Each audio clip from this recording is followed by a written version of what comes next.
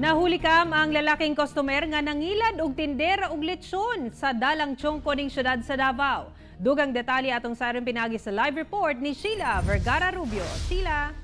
Sara, angay bantayan sa publiko ang susamang modus ni ining usa ka lalaki kinsa na miktima og usa ka kan-anan o lesyonan sa Tiongco ning dakbayan sa Davao. Sa usa ka anggulo sa CCTV footage sa usa ka kan-anan sa Tiongco Avenue, Davao City, makita ang usa ka lalaki kinsa nag-order og lechon. Sa ikaduhang anggulo sa CCTV makita ang paggawa sa mong lalaki kuyog sa tendera.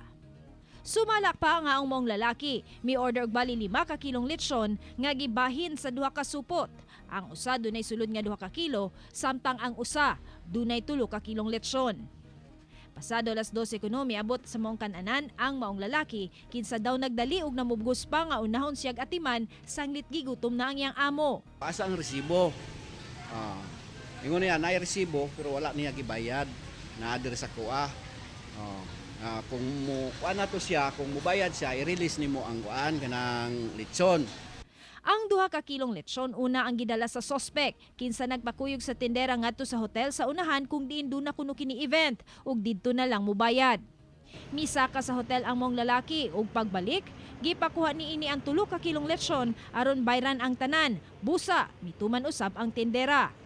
Apan pagbalik misibat na ang sospek. Bit-bit ang 2 ka kilong lechon. Giingnan naman ako daan to among empleyado na wala pa ba na nabayaran na basta gi-release dere sa lechon. Ingon po siya na dili ko ma-take sir uy kay inon man ako wala pa na paid. Nya mo to ningon man siya na sige lang dai ubanin na lang ko dito kay dito na lang ako magbayad. So mao na to nailad na siya dito. Sigon sa mga empleyado sa hotel. Dili ko siya guest na mo ma'am. Then yesterday put ma'am wala pud mi event gyud. Pero nakasulod siya. Yes ma'am, nag-inquire siya for mag-showroom unta siya mag-check siya og room if na available. Sa ilang post sa Facebook, dunay nag-share sa CCTV footage usab sa usa ka mall sa Kidapawan. Kinsa ka mayong sa mong lalaki nga dunay susama gihapong modo sa pagpangilad. Unta wala sa nangilad no na ingato lang dahil lang sa food nya food ba ya lain pod kung kawato ni mga pagkaon murag sa street food na mangatik na ka kung pila ka stick imong gikaon na luoy pod ang empleyado kay syempre ma-charge man sa iya ha. Gipablatter na sa kapulisan ang maong hitabo ug mihatag og hulagway sa sospek. Kauban si Jojo Solarte sa kamera. Ako si Sheila Vergara Rubio para sa One Mindanao.